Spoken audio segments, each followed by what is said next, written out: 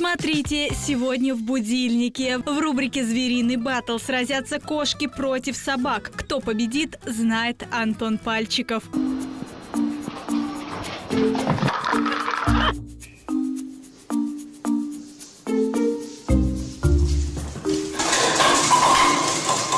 Как выбрать обувь для своего ребенка, подскажет Елена Михайлова в рубрике «Трижды мама». Первое, на что я обращаю внимание как мама, это, конечно, внешний вид обуви, ее дизайн, чтобы она подходила по цвету к зимней одежде, чтобы была легкой, ну и, собственно говоря, чтобы стоила недорого. Это и не только. Смотрите в «Будильнике».